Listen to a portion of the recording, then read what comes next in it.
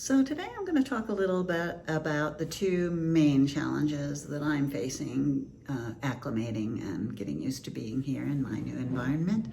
And those would be altitude and fitness and learning the language and being able to communicate, both of which I'm rather frustrated to begin with. So I'm going to talk a little bit about how I strategize. I've decided to strategize both of those things.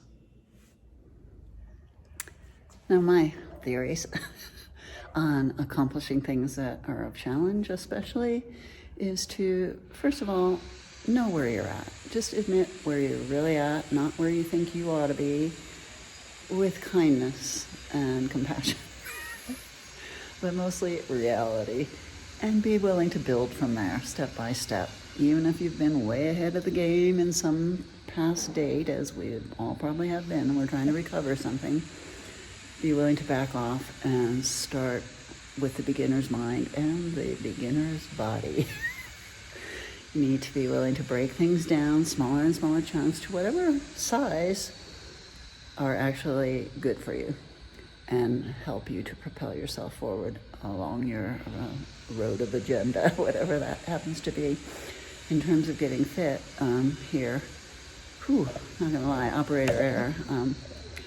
I let myself get really out of shape the last few years, and that has been the bane of my existence, because I'm used to being strong and being able to get around the cabin the way I like. So it's been quite a little bit of a shock to have to back off so radically and do things so small to recover and build fitness once again, especially at 7,000 feet. The altitude has affected me with heart rate. The least little bit of effort, which everything here entails, because everything outside is an uphill step, and my heart rate goes really fast, and so anyway.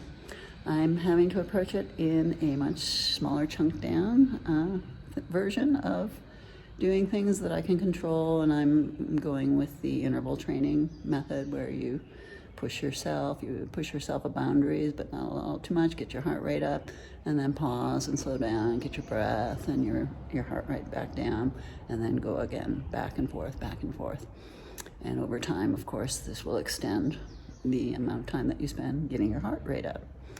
So that's my plan, and I'm gonna stick with it, because I can't stand being weak. I just can't stand it. Fortunately, because walking can be such a challenge, every step outside my front door is uphill. And I can't regulate the interval training. So the place where I'm staying has this marvelous open air basement with, again, the little garden behind. And so, rain or shine, this shall be my gym.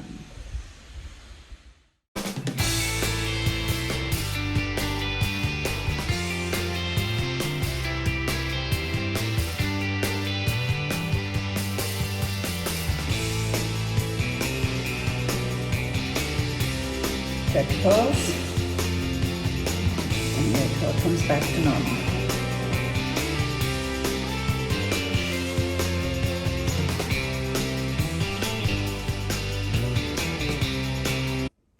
The other thing I'm needing to strategize is drinking more water.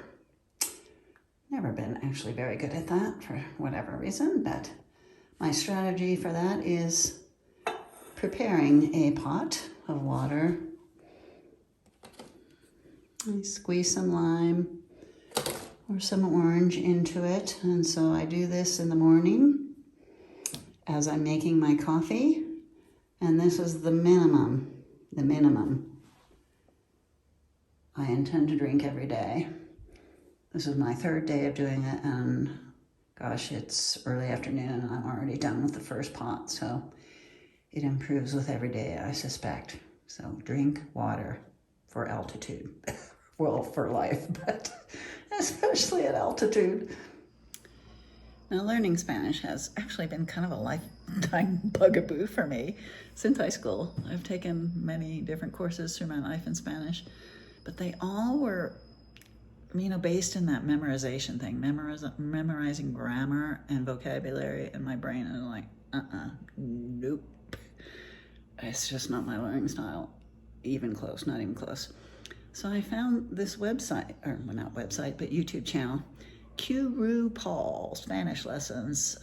He says he's teaching Mexican Spanish for retirees, but, I'm not going to quibble about what country's particular form of Spanish. I just want to learn some Spanish in a way that is suitable to how my brain works. And I think what's more functional for people,